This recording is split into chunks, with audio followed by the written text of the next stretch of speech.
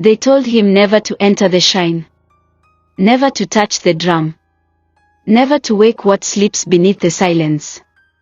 But Kolechi was tired of being invisible, tired of whispering in a world that only shouted over him. So he touched it. And the drum remembered. In the hill-wrapped village of Umuogo, the wind spoke louder than the people. Children were taught not to cry too loud. Wives were taught not to challenge.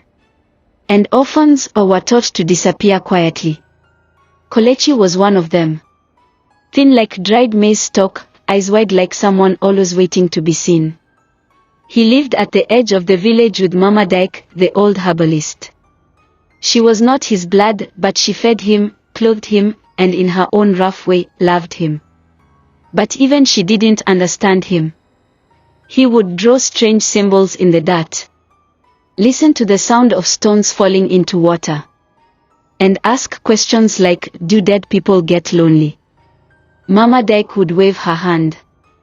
Don't ask foolish things. Go grind pepper. So Kolechi learned to keep his thoughts quiet. Until one evening, he overheard something. It was during the New Yam festival. The elders were gathered, drinking palm wine and arguing about which masquerade dance was best. But one of them, Paid, began to speak of a time long before. There used to be a drum, he said, his voice thick with age and bitterness. It was carved during the time of betrayal, when the warriors who spoke up were killed, and the rest silenced by fear. The drum was made from a cursed tree.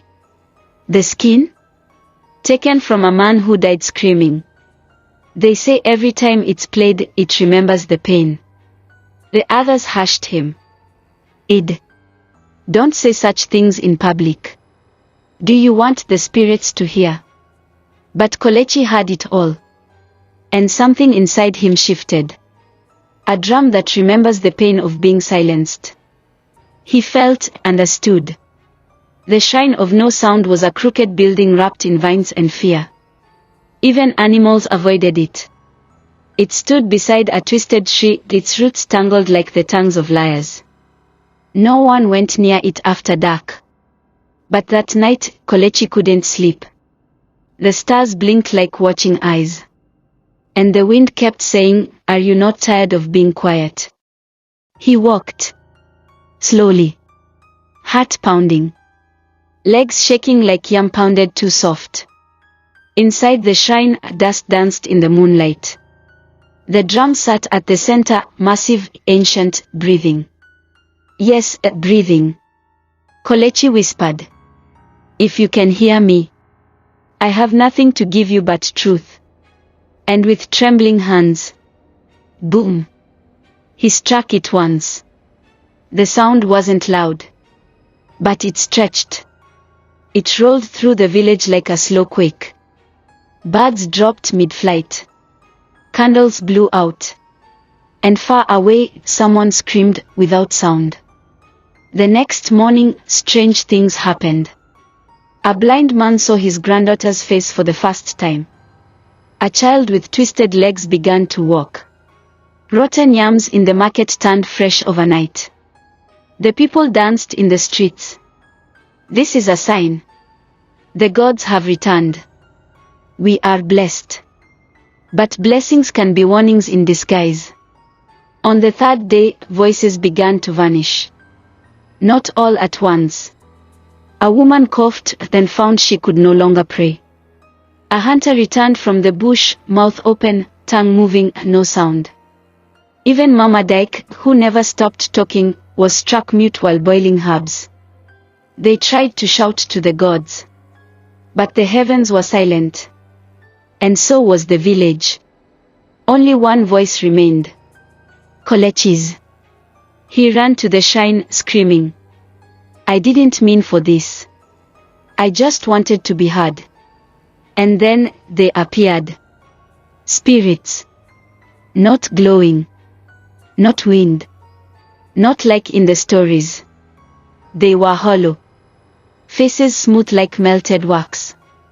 Bodies thin like shadows squeezed too tight.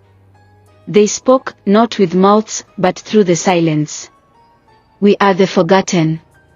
The ones who died unheard. The drum is our grief. And you fed it. Kolechi fell. Take my voice. Bring theirs back. Please. One of the spirits reached into his chest where his words lived. But another pulled it back. He gave his truth. Freely. That is not something to punish. The drum cracked. Not from pain, but from peace. The spirits vanished. And at that very moment, across Umuogo, voices returned. Tears turned into laughter. Songs filled the air again. And the people came running to thank the boy they once ignored. Years later, Kolechi became a storyteller. The kind who could silence a crowd with a whisper. Who knew that words, once given, can never be taken lightly. But if you visit Umuogo today and hear a soft, distant drumbeat, walk away. Not all silence has been fed. If this tale stirred something in you, don't just scroll. Subscribe. Like. Share. Cherry Writes is bringing Africa's forgotten whispers back to life, one haunting story at a time.